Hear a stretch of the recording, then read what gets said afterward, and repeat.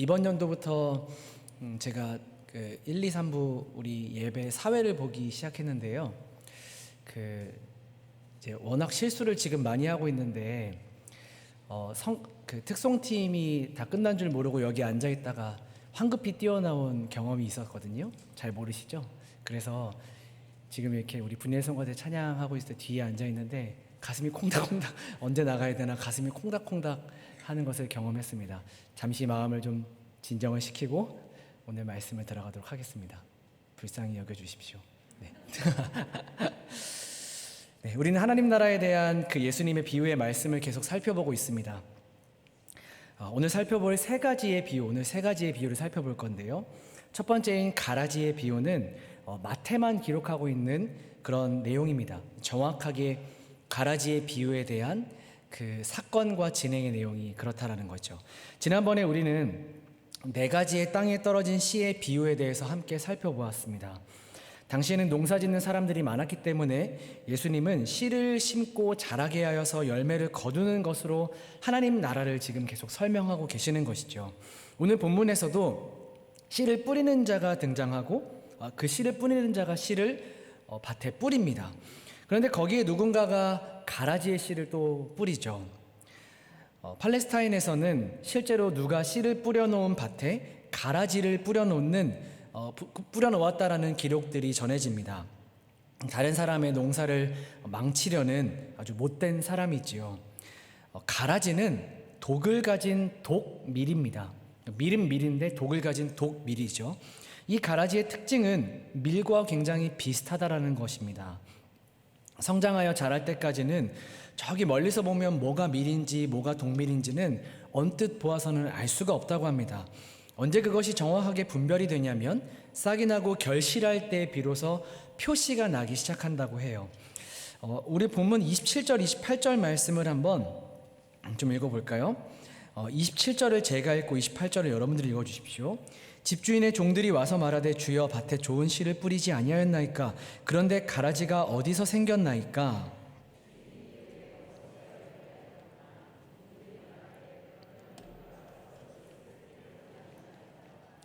네, 이 종들이 가라지가 어디서 생겼습니까? 라고 묻고 있다는 것은 가라지의 수가 그만큼 많았다라는 것을 의미합니다. 주인이 판단하지요.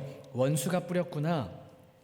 집주인의 계획을 방해하기 위해서 적극적으로 주인과 싸우고 있는, 대적하고 있는 인격적인 어떤 존재를 가리킵니다. 원수이지요. 종들이 이 가라지를 뽑아버립니까? 라고 그 주인에게 질문합니다. 농사 짓는 사람들은 일반적으로 이렇게 자라난 동밀을 수확하기 전에 다 뽑아버린다라고 하는데요. 그런데 이 팔레스타인 땅의 헤브론 지역에서는 이 밀의 뿌리가 굉장히 약했기 때문에 뿌리가 강했던 동밀을 뽑아버릴 때 밀뿌리가 함께 뽑힐 수 있기 때문에 수확할 때까지 기다려서 그 가라지를 제거한다고 합니다. 오늘 주인도 추수 전에 가라지를 뽑는 것을 반대합니다. 이유가 무엇일까요? 가라지를 없애는 것보다 밀을 보호하는 것이 더 중요했기 때문입니다. 즉 오늘 이 집 주인은 그가 뿌린 씨가 열매를 맺어서 그의 곡식 창고에 들어오는 것을 목적으로 모든 일을 도모하고 있다는 것을 우리가 알게 되죠. 가라지를 없애는 게 목적이 아닙니다. 그냥 두라고 하죠. 이 결정을 보면 종들이 밀을 다치지 않게 가라지를 뽑는 것이 불가능할 정도로 이 밀과 가라지가 서로 뒤엉켜 있다는 것을 우리는 알 수 있습니다.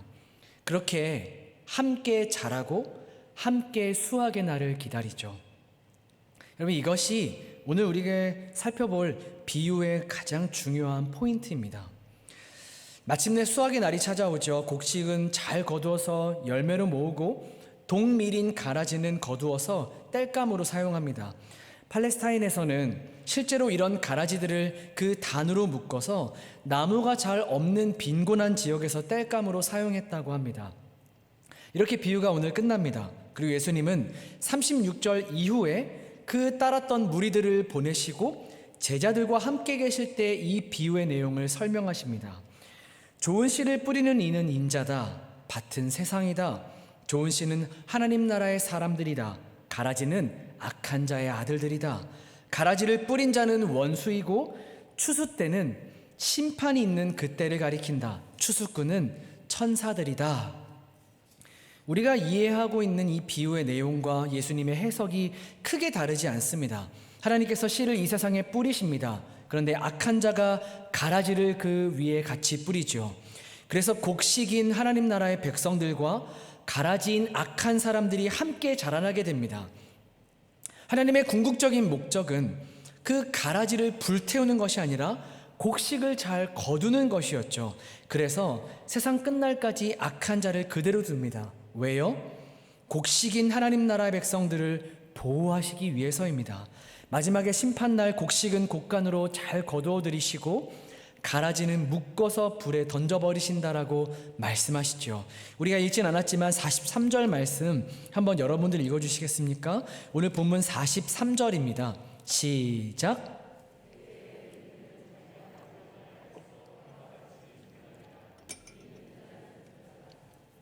네, 이것이 오늘 비유의 마지막입니다. 우리는 이것을 소망하며 이 땅을 살아갑니다. 하나님의 곡간으로 불러주시는 그분의 거두심이 있어서 그 앞에 그 열매로 나아가서 해와 같이 빛나게 될 그날이 우리에게 있기 때문에 우리는 그날을 소망하며 완성된 하나님 나라를 기대하며 살아갑니다. 오늘도 그 소망이 우리에게 충만할 줄을 믿습니다. 아멘이시죠? 네, 그런데 그렇게 24절부터 43절까지 이 가라지의 비유와 해석 중간에 갑자기 두 가지의 비유가 더 등장합니다. 겨자씨와 누룩의 비유입니다. 이 비유와 그 해석 중간에 이 비유가 등장했다라는 것, 그리고 그 비유를 따로 설명하지 않으셨다라는 것이 그 특징인데요. 이것으로 우리가 살펴보아서 가라지의 비유 그리고 겨자씨와 누룩의 비유 모두 우리에게 같은 교훈을 주고 있다는 것을 알 수 있습니다. 가라지 그리고 겨자씨 그리고 누룩 모두가 나타내고 있는 그 비슷한 특징이 있는데요. 여러분, 알곡과 가라지는 추수 때에 분리를 시킨다고 했습니다. 구별이 잘 안 되기 때문이죠. 가라지는 추수 때가 되어도 그 열매가 잘 떨어지지 않는 것이 특징이라고 합니다. 그래서 그때까지 함께 자라갑니다. 겨자씨는요, 밭에 심겨져서 다른 씨앗들과 구분이 안 됩니다. 겨자씨가 굉장히 조그만하잖아요. 나중에 커서 자라나야만 구분을 할 수 있습니다. 가루 서말 속에 넣은 작은 누룩은 찾아보기가 힘든 것이 특징입니다. 여러분, 가루 서말은요 약 27kg가 되는 그런 가루인데 150명을 먹일 수 있는 정도의 양이라고 합니다. 그런데 그 가운데 아주 소량을 첨가하는 누룩은요, 그 안에 섞이면 도무지 찾아볼 수가 없다라는 것이죠. 여러분, 이 세 가지가 동일하게 보여주는 특징이 무엇일까요? 알곡은 가라지와 함께 자라갑니다. 겨자씨는 다른 씨앗들과 함께 땅에 묻혀서 자라갑니다. 누룩은 27kg가 되는 그 가루들 안에 섞여서 함께 있습니다. 바로 이것이 하나님 나라를 살아가는 하나님 나라의 백성의 중요한 삶의 특징이라는 것이죠. 이 세상을 살아가는 동안 하나님의 백성들은 세상에 속한 자들과 사실 별다를 것 없는 인생을 살아갑니다. 우리는 기대했었습니다. 혹은 지금도 우리가 기대하고 있는 줄도 모릅니다. 주의 은혜로 하나님 나라의 백성이 되었으니 이 세상을 살아가는 동안 우리가 뭔가 다른 존재감을 나타내며 살아가는 것이 아닌가라는 기대가 우리 속에 있었고 지금도 있을 수도 있습니다.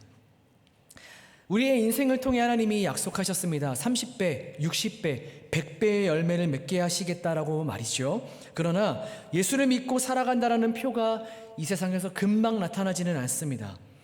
우리가 알곡으로 살아가기 때문에 가라지와는 다른 삶을 살아가면서 더 좋은 조건에서 더 나은 환경에서 살아가게 될 것이라는 기대가 우리 안에 있지만 실제로는 그렇지 않다라는 것이죠. 우리는 세상에 삼키어 살아가고 있고 세상에 묻혀 살아갑니다. 땅에 묻혔고 가루 서말 속에 감추어져 있습니다. 이 세상 속에서 무언가 다른 조건이나 다른 환경이 우리에게 주어지지 않습니다. 언뜻 보면 진짜 별다를 바 다를 바 없는 삶을 우리가 살아가죠. 세상 사람들이 볼 때는 더욱 그러하겠죠. 예수 믿는다라는 것, 그게 무슨 다른 인생을 살아갑니까? 아니죠. 무슨 우리의 신앙이라는 것이 공중을 날아다니는 것 같은 그런 삶을 살아가는 건가요? 아니죠. 이미 임한 하나님의 나라를 살아간다고 했을 때 우리는 무슨 이 땅을 안 밟으며 살아갈까요? 저 위에 있는 하늘나라에서 공중에 날아다니는 인생을 살아갑니까? 아니죠. 세상 사람들과 똑같이 세상 사람들이 밥 먹고 살아가듯 우리도 밥 먹고 살아갑니다. 불신자들이 직장에 나가고 우리도 똑같이 직장 생활을 하며 살아갑니다. 장사도 해야 하고 기술 가진 기술자로도 살아가야 합니다. 세상을 살아가는 방법과 의식주를 해결하는 방법이 다르지 않지요. 불신자와 신자가 살아가는 삶의 방법이 전혀 다르지 않다라는 것입니다. 그렇다면 이 세상에서 사람들과 함께 살아가는 성도의 특징은 무엇일까요? 오늘 본문에 나오는 이 같은 비유의 내용을 마가복음 4장 26절 27절에서는 조금 다른 내용을 곁들여서 이렇게 우리 주님이 말씀하시거든요. 우리 한번 자막을 보시면서 함께 읽어볼까요? 자, 시작. 또 이르시되 하나님의 나라는 사람이 씨를 땅에 뿌림과 같으니 그가 밤낮 자고 깨고 하는 중에 씨가 나서 자라되 어떻게 그리 되는지를 알지 못하느니라. 뭐라고 하죠? 분명히 자라는데 그것을 사람이 알지 못한다라고 말씀하십니다. 무엇을 통해서 어떻게 자라는지를 알지 못한다라는 것이죠. 이것이 특징입니다. 밭에 씨앗을 뿌린 이가 누구라고 말씀하시죠? 마가복음에서는 말씀하지 않지만 오늘 본문에서는 분명히 37절에 이렇게 말씀하십니다. 좋은 씨를 뿌린 이는 인자요. 주님이 뿌리셨습니다. 우리는 좋은 씨앗으로 세상에 뿌려진 사람들이고 우리를 뿌리신 분이 우리 주님이시죠. 그러니까 오늘 이 비유의 해석에 의하면 우리는 천국의 아들들로 이미 이 땅에 뿌려진 것입니다. 그래서 우리는 우리를 뿌리신 하나님으로부터만 우리에게 필요한 모든 것을 공급받으면서 살아가는 것입니다. 마치 세상에 삼켜져 있는 것 같이 살아가지만 우리는 모든 자라나는 에너지를 세상으로 공급받지 않는다는 것이죠. 성도인 우리의 모든 뿌리와 그 근거, 우리에게 주어진 생명의 자라남과 살아나는 모든 힘을, 살아가는 모든 힘을 오직 주님으로부터 우리가 얻으며 살아간다는 것입니다. 여러분, 이것이 성도의 특징입니다. 겨자씨와 누룩에서 보는 것처럼 우리는 땅에 묻힌 것 같은 가루 서말 속에 삼켜진 것 같은 인생을 살아갑니다. 그러나 그 안에 우리를 우리다워지게 하는 것, 성도를 성도다워지게 하는 것은 이 세상이 아니라는 것이죠. 세상으로부터의 영양분을 공급받아 살아가지 않는다라는 것입니다. 여러분, 그래서 사도 바울이 빌립보서 4장 13절에서 그가 이렇게 고백합니다. 우리 자막 말씀 한번 여러분들 읽어주시겠습니까? 우리에게 힘이 되는 말씀이죠. 우리 한번 큰 소리로 읽어주십시오. 시작. 아멘. 성도라면 누구나 좋아하고 힘이 되는 대표적인 구절입니다. 그러나 가장 많이 오해하고 있는 대표적인 구절이기도 합니다. 우리는 이 말씀의 포인트를 모든 것에 두고 싶어 합니다. 하나님 나라의 백성으로 부름받아 이 땅을 살아가는 사람으로 믿음 위에 우리는 할 수 없는 일이 없습니다. 하나님, 나는 모든 일을 할 수 있습니다. 그렇게 살아갈 줄을 믿습니다. 내가 모든 것 할 수 있습니다 라고 오해하죠. 그러나 그렇지 않습니다. 우리는 잘 알고 있습니다. 우리가 얼마나 할 수 없는 일이 많은지를요. 우리가 믿음으로 이것을 아무리 선포한다 할지라도 우리가 할 수 없는 일이 이 땅에 얼마나 많은지를 우리는 잘 알고 있습니다. 그런 말씀이 아니죠. 사도 바울이 말하고 있는 모든 것은 세상의 것이 아닙니다. 바울이 내고 있는 힘이 세상적인 것에서 오는 것이 아니라는 고백이죠. 여러분, 바로 23절 앞절에서 12절에 바울이 뭐라고 고백하고 있는지를 아시지요? 12절 한번 띄워주십시오. 나는 비천의 처할 줄도 알고 풍부의 처할 줄도 알아. 모든 일 곧 배부름과 배고픔과 풍부와 궁핍에도 처할 줄을 아는 일체의 비결을 배웠노라. 배부른 것이 그에게 힘이 되고 배고픈 것이 그에게 방해가 되지 않는다라는 말입니다. 풍부한 것으로 힘을 얻고 궁핍한 것이 그를 방해하지 못한다라는 것이죠. 왜냐하면 신자의 힘은 하나님으로부터 오는 것이지 세상으로부터 주어지는 것이 아니기 때문입니다. 바꾸어 말해서 세상은 신자에게 힘을 줄 수도 없을 뿐만 아니라 그 힘을 빼앗아 갈 수도 방해할 수도 없다라는 것이죠. 어떻게요? 신자가 신자답게 자라나는 것을 이 세상은 방해할 수 없다라는 겁니다. 힘을 공급할 수도 없다라는 것이죠. 세상에서 우리가 큰 돈을 벌 수도 있습니다. 세상 안에서 평안함을 얻을 수도 있습니다. 그러나 그것이 신자의 힘은 아닙니다.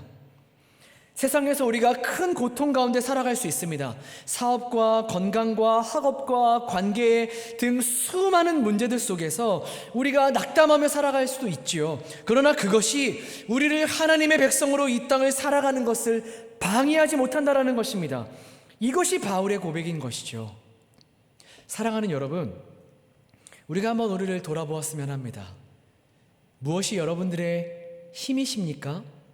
무엇이 여러분들을 안정감 있게 하십니까? 지금 무엇을 했을 때, 무엇을 생각했을 때 가장 행복하시나요? 반대로 무엇이 없을 때 여러분들은 불안하십니까? 무엇이 여러분들의 손에 없을 때 낙담하고 계십니까? 무엇이 여러분들을 좌절하게 만들고 있나요? 바울은 자신의 뿌리가 어디 있는지를 분명히 알았습니다. 그래서 그는 자기에게 있는 세상적인 배경을 자랑하지 않습니다. 그 말은 그것이 이 바울의 정체성이 아니었다라는 것이죠. 그의 자랑이 무엇입니까? 내가 그리스도 안에 있는 것, 나를 그리스도의 몸인 교회로 부르셨다라는 것, 이것이 바울의 자랑이었죠. 여러분, 이 사실 때문에, 이 믿음 때문에 바울은 그 길을 걸어갈 수 있었던 것입니다. 하나님 나라의 백성의 삶을요. 여러분, 그렇다고 바울의 믿음이 100% 확신이 있는 믿음이었을까요? 성경에 있는 위대한 인물들이 하나도 염려가 없고 하나도 낙심하지 않는 인생을 살았을까요? 아닙니다. 성도가 자라난다라는 것은 그런 것이 아니죠. 내 안에 불신이 없는 상태, 내 안에 불신이 전혀 없는 상태, 걱정이 하나도 없는 그런 상태가 되는 것이 아닙니다. 그런 걱정과 때로는 염려로 인한 그 불안한 마음이 우리 가운데 있을지라도, 그래서 내 마음이 그렇게 나뉠지라도 고민과 갈등 속에서 결국에는 하나님을 선택하는 것. 여러분, 어쩔 때는 진짜 에라 모르겠다, 하나님 저 모르겠습니다, 알아서 해주십시오, 그냥 믿고 따라가겠습니다 라고 한탄하면서라도 결국에 그 길 위에 서 있는 것, 그 믿음 위에 서 있는 것, 이것이 믿음이지요. 이것이 바울의 믿음이었고 이것이 위대한 성경의 인물들의 삶이었죠. 여러분, 그런데 그때 누가 움직이기 시작하시나요? 하나님이 움직이시기 시작하십니다. 오늘 이 비유의 내용과 똑같은 삶을 살았던 인물이 있습니다. 요셉인데요. 요셉의 삶에서 우리를 감동시키는 문장이 있다면 그것은 여호와께서 함께 하심으로 요셉이 형통하였더라 입니다. 여러분, 근데 한번 잘 생각해 보세요. 진짜 요셉이 형통하려면 우리 기준에 생각해 보았을 때 요셉이 팔려가면 안 되는 거 아닙니까? 감옥에 안 가야 되는 거죠. 진짜 형통하려면 그래야 되는 겁니다. 그런데 요셉은 팔려가고 감옥 안에 들어간다라는 것이죠. 여러분, 요셉이 그 상황에서 멋지게 믿음으로 인내하여서 이겨낸 것 같으세요? 시편에 보면요, 그 이야기를 전하면서 이렇게 이야기합니다. 시편 105편 18절 말씀 한번 읽어볼까요? 시작. 그의 발은 착고를 차고 그의 몸은 쇠사슬에 매였으니, 여기서 그의 몸이 쇠사슬에 매였다라는 거에 있어서 그의 몸은 원어를 해석하면 그의 혼이다라고 해석할 수 있습니다. 그러니까 쇠사슬에 그의 혼이 매어 있는 것 같은 상태라는 것이죠. 쉽게 말하면 그냥 이것입니다. 혼이 나간 상태라는 거예요. 그러니까 낙심했다라는 거죠. 요셉이 믿음으로 너끈히 이겨낸 게 아니라 그의 혼이 마치 쇠사슬에 매인 것처럼 그가 착고의 모든 것이 매인 것 같은 그런 낙심함 가운데 요셉이 있었다라는 겁니다. 바로 그 다음 절 시편 105편 19절입니다. 시작. 곧 여호와의 말씀이 응할 때까지라 그의 말씀이 그를 단련하였도다. 여러분, 이 말은 그가 인내했다, 어려움 중에도 그가 믿음을 잘 견뎌냈다, 그런 말이 아닙니다. 하나님께서 필요할 때까지 요셉을 거기에 두셨다라는 것이죠. 훈련시키셨고 그를 연단시키셨다라는 겁니다.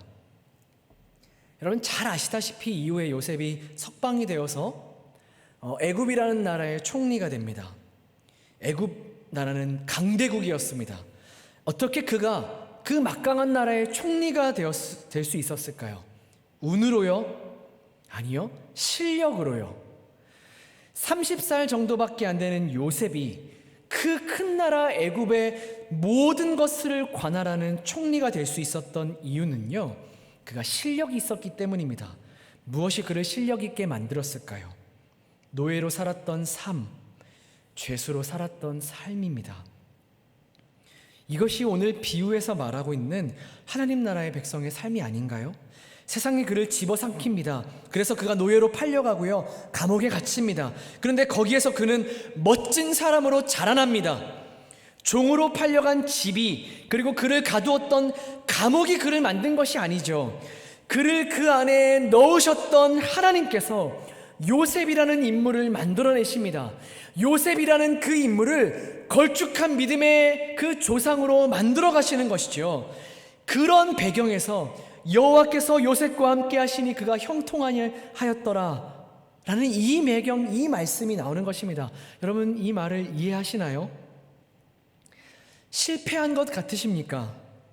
세상에 잡아먹힌 것 같은 인생을 살아간다라고 생각하십니까? 사랑하는 여러분, 하나님은 실패하지 않으십니다.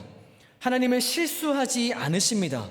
우리를 잡아먹은 것 같은 이 세상 속에서 우리가 특별한 존재감 없이 살아가고 있지만, 우리는 세상으로부터가 아닌 하나님으로부터 받는 생명과 힘과 은혜 속에서 살아가고 있습니다. 자라나고 있습니다. 하나님의 자라나게 하심 속에 살아가고 있습니다. 무슨 말이죠? 반드시 자라나서 열매를 맺는다라는 것입니다. 여러분, 알곡은 어떻게 되나요? 자기 아버지의 나라에서 해와 같이 빛나리라가 그의 결말입니다. 겨자씨는 어떻게 되죠? 큰 나무가 되어 공중에 많은 새들을 깃들게 할 정도로 자라나죠. 여러분, 누룩은요, 150인분의 양을 전부 부풀어 오르게 만드는 역할을 합니다. 이것이 바로 하나님 나라 백성의 삶입니다. 여러분, 이 결말이 우리의 인생의 결말이라는 것이죠. 이것을 아는 것, 이것이 우리에게 큰 힘이 됩니다. 이 땅 가운데서 좌절하지 않고 존재감 없이 살아간다 할지라도 이 땅을 힘있게 살아갈 수 있는 원동력이 되지요. 그런데 저는 우리가 또 한 가지의 사실을 기억했으면 좋겠습니다. 오늘 설교의 제목이 가라지입니다. 왜 하나님 나라 백성으로 살아가는 그런 내용의 제목이 아니라 왜 가라지가 오늘 설교의 제목일까요? 모르시죠? 모르실 수밖에 없죠. 기억했으면 해서입니다. 무엇을요? 사실 우리가 가라지였다라는 사실을요. 우리는 원래 가라지였습니다. 죄로 인해 형벌 받아야만 했던, 그래서 오늘 본문처럼 단으로 묶여서 그냥 땔감으로만 사용될 수밖에 없었던 그런 존재가 바로 우리들이었습니다. 내가 그렇게 스스로 아무것도 할 수 없었을 때, 아니 아무런 소망도 아무런 가치도 없는 인생이었을 때 하나님의 은혜가 그리스도 예수를 통해 우리에게 부어졌습니다. 아무런 소망도 말할 수 없는 인생에서 소망 있는 인생으로 살아가게 하셨습니다. 이 세상의 어떤 것도 이 은혜 속에서 우리를 끊어내지 못하게 하시려고 아예 우리를 예수 그리스도의 몸으로 묶으셨죠. 예수님이 우리의 머리가 되시고 우리가 그분의 몸이 되었습니다. 아예 떨어질 수 없는 운명 공동체로 우리를 부르셨다라는 것이죠. 그래서 그런 배경에서 오늘 본문은 본문에서 우리 주님은 그런 우리를 가리켜서 너희는 좋은 씨로 뿌려졌다라고 말씀하십니다. 우리는 이미 좋은 씨로 이 땅에 뿌려진 존재입니다. 뿌리신 분이 주님이시죠. 씨앗이 좋은 씨앗이랍니다. 자라남에 필요한 모든 생명과 필요한 모든 것들을 뿌리신 그분께서 공급하신답니다. 그리고 거두시는 분도 우리 주님이시라지요. 얼마나 대단한 열매가 우리의 인생으로 통하여서 맺혀지게 될까요? 얼마나 아름다운 열매가 우리의 인생을 통해서 맺혀지게 될까요? 여러분, 한 가지 이야기만 말씀드리고 마치겠습니다. 2018년에 전북의 고창에서요, 그 한 농장에서 친환경 공법으로 인해서 그렇게 그 친환경 공법을 이용해서 키우고 있는 거대한 포도나무를 소개한 기사가 있었습니다. 그 기사에 따르면 그때부터 14년 전에 심었던 포도나무가 그 2018년 한 해 그 나무에서 4,500송이의 포도가 열렸다고 합니다. 몇 송이요? 4,500송이요. 그러니까 일반 포도나무보다 100배 많은 양이 열린 거죠. 이 나무에서 뻗어나간 그 줄기가요, 사방으로 40m입니다. 상상이 되십니까? 제 사진을 봤는데요, 사진으로 담기지가 않아요. 너무 커서 담기지가 않습니다. 좋은 비료를 사용한 것도 그 이유가 있었겠지만 진짜 재미있는 건요, 그 농장 주인이 이 거대한 나무를 키워낸 방식입니다. 이 나무가 자라나면서 조금 시들시들 거리려고 하면요, 그 나무에서 한 1m 정도 떨어진 곳에 물을 줬대요. 그러니까 무슨 말이냐면 네가 와서 찾아와서 물을 먹어 라는 말이에요. 그 기사가 이 문장이 이렇게 써 있어요. 네가 찾아와서 물 먹어. 여러분, 되게 웃기지 않습니까? 그러다가 또 시들시들 거리면 또 거기서 한 1m 정도 떨어져서 물을 주었다고 합니다. 그러니까 그 주인의 말에 따르면 자기가 이 포도나무의 유전적인 그 능력을 키운 것이다 라고 이야기를 하더라고요. 근데 뭐 이게 과학적으로 맞는지는 저는 모르겠습니다. 그런데 어쨌든 그 결과가 진짜 대단하지요. 4,500송이가 한 나무에서 열렸다는 이 정말 말도 안 되는 이 역사, 세계적으로 찾아볼 수 없는 그 유례 없는 엄청난 거대한 포도나무라고 합니다. 사랑하는 은평의 가족 여러분, 사람도 좋은 것을 주면서 정성으로, 사랑으로, 그리고 또 혹은 그 힘을 이끌어내기 위해서 최선을 다해서 돌보고 노력했을 때 100배의 열매를 맺는 나무로 그 나무를 키워낼 수 있었다면, 우리 하나님은요, 우리 같은 작은 인생을 통해 반드시 아름답고 영광스러운 열매를 맺게 하실 수 있는 분이십니다. 우리는 이 땅에서 이 땅을 밟으며 이 세상 속에서 세상 사람들과 함께 살아갑니다. 아무 존재감 없이 작은 자처럼, 없는 자처럼, 때로는 지는 자처럼 살아갑니다. 그러나 우리는 기억해야 합니다. 그 속에서 멋진 그리스도인으로 나를 만들어 가시는 하나님이 절대로 실패하지 않는 분이라는 사실을요. 지지난주에 말씀을 들었죠. 4분의 1밖에 안 되는 땅에서, 그 좋은 땅에서 4배의 열매를 거둬야만 본전치기인데, 하나님은 본전치기 하시는 분이 아니라 100배의 열매를 거두게 하시는 분이라는 사실을요. 그 하나님이 아무 존재감 없는 우리의 인생을 들어서 100배 열매를 맺게 하겠다라고 말씀하시면 우리는 그 결과를 우리 눈으로 보게 될 줄을 믿습니다. 사랑하는 여러분, 그러니까 길을 펴며 살아가십시오. 어깨를 펴십시오. 당당하게 살아가십시오. 하나님 나라의 영광스러운 그분의 백성으로 빛나고 아름다운 존재로 살아가십시오.